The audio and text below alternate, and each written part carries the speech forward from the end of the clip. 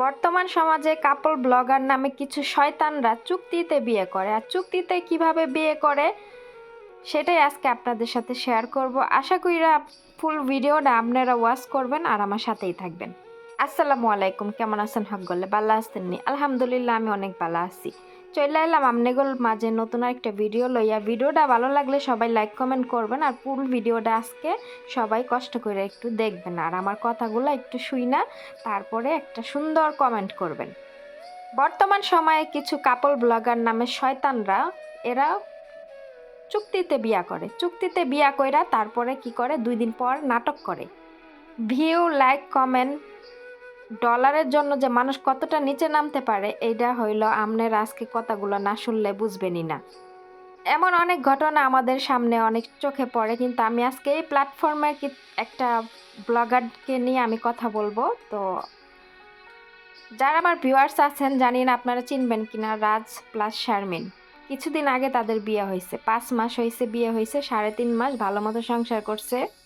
1.5 মাস যাবত আমি তাদের মধ্যে একটা ঝামেলা হয়েছে। তখন ঝামেলাটা হওয়ার পরে তারা আবার লোকজন এনে মিলমিশ করে এটাকে সমাধান করছে। সমাধান করার পরে শারমিন যখন তার শ্বশুরবাড়িতে আসছে, আসার পরে কয়েকদিন থাকার পরে আবার চলে গেছে বাবার বাড়ি। এখন মনে হয় তাদের ডিভোর্স হয়ে যাইবে। ভাই, তোরা যদি ডিভোর্সই দিবি, তাহলে তোরা এই যে লোকজন ডাইকাই না এত কাহিনী কইরা আবার মিলমিশ হইয়া গেলি, আবার অডিয়েন্সের সামনে কইলি কি আমরা প্র্যাঙ্ক করছি। প্র্যাঙ্ক মানে কি? রাজ শারমিনের বাড়িতে যাইব না, রাজের শারমিনের মায় জানে রাজরে কি কইছে, এর লিগা রাগ কইরা শারমিনের বাড়িতে যাইব না। এখন শারমিনে চাইতেছিল যে রাজরে তার বাড়িতে নিয়ে যাইতে। এখন কথা হইল গিয়া নর্মাল ভাবে কইলে তো যাইব না, রাজ এর লেগে কি করছে, একটা প্র্যাঙ্কের মতো রাজ শারমিন কি করছে, ওর বাড়ি গিয়া কইছে আর আমু না, যাতে করে রাজ ওরে ওর বাড়ি প্র্যাঙ্ক করতে গিয়া হ্যাগো মধ্যে এমন একটা ঝামেলা হয়েছে, একবারে ইয়ের মতো, মনে করেন পুলিশ কেসের মতো চইলা গেছে হেডা। এরপরে হেরা দুইজনে মিলমিশ হয়েছে, হওয়ার পরে আবার দুইজন একলগে ভিডিও বানায় কইলো যে আমরা একটা প্ল্যান করতে গেছিলাম, হেইখানে এরকম ঝামেলাটা হয়ে গেছে। যাক গা, বালা কথা, মিল্লা গেছো বালা কথা, সংসার করো।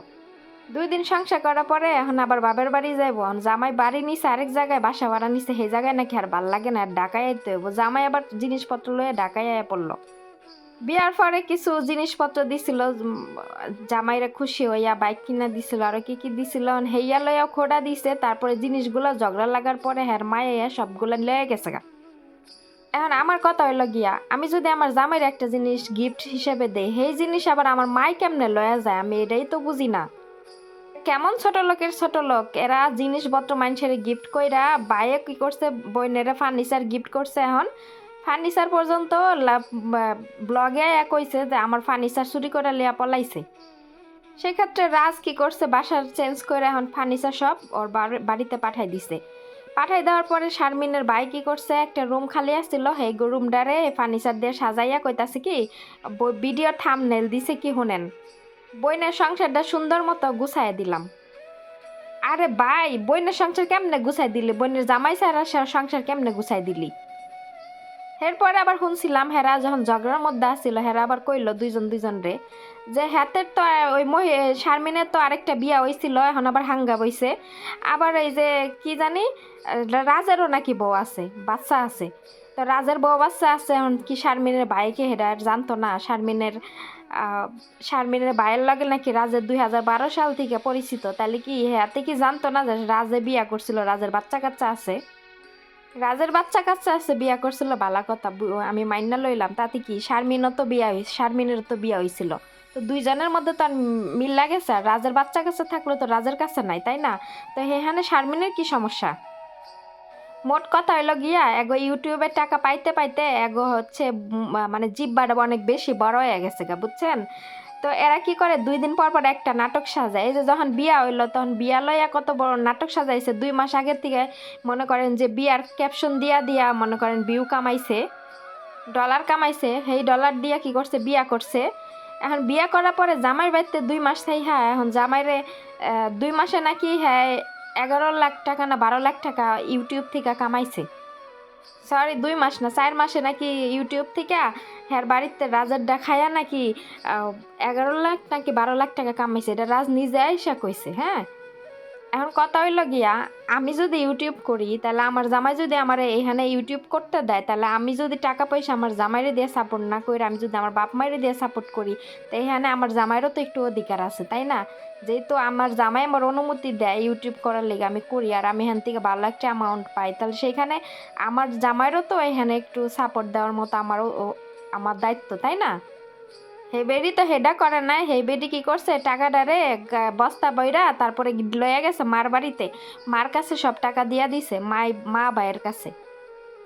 যাক গা, এখন হ্যার টাকা হে কারে দিব এটা আমাকে দেখার বিষয় না। এখন কথা হইলো গিয়া, এই যে এই বেডির সংসারটা বাঙ্গাল লিগা হ্যার বাপ মায় আর হইলো হ্যার ভাইয়ে, বড় ভাইয়ে উইঠা পইরা লাগছে কে লিগা আমি কই, এই বেডি যে ইউটিউব থেকে বলো মনে করেন যে অনেকগুলা টাকা পাইতাছে, এখন মায় চাইতাছে না যে মাইয়া সংসার করুক, এই মাইয়া টাকা পয়সা আইনা হ্যাঁ করে দেখ।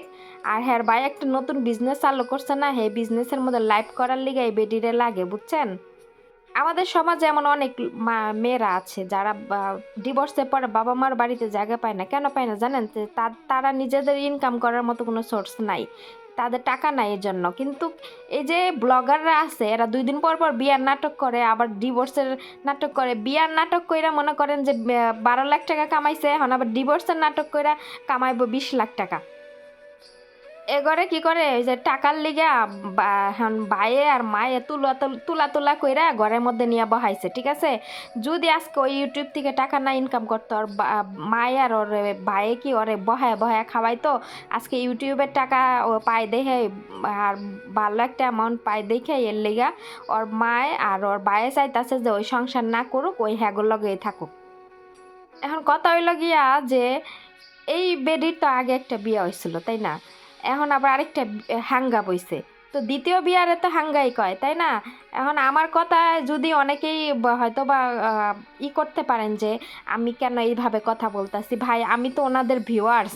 আমি যখন থেকে ভিডিও বানাই না, আমি যখন থেকে ইউটিউব করি না, আমি ওনাদের ভিডিও কিন্তু রেগুলারলি দেখতাম, ঠিক আছে? কিন্তু এই রেগুলারলি দেখার কারণে আজকে মনে হলো যে ওনাগুলো কিছু একটা কই, কারণ এরা 2 দিন পর পর এমন নাটক করে। এখন বিয়েটা কি যে আজকে বিয়ে 5 মাস হয়েছে, তাইলে কি এনারা কি চুক্তিবদ্ধ হয়ে বিয়ে করছিল যে 5 মাসের জন্যই?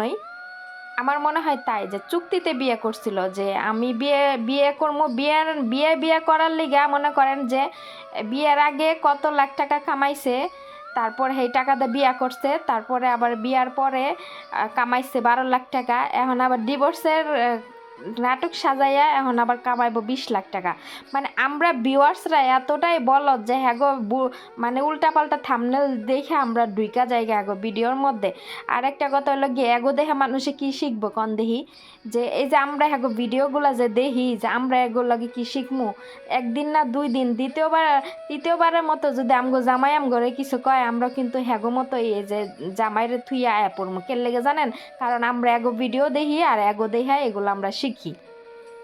এগো ভিডিওতে আসলে শিক্ষার মতো কিছু নাই, ঠিক আছে? এরা পারিবারিক সব কথা, মানে এমন কোনো গোপনীয়তা নাই ওনাদের, এনারা নিজেদের ভিতরে কিচ্ছু রাখে না, সব কিছুই আইসা পাবলিকলি এরা উপস্থাপনা করে।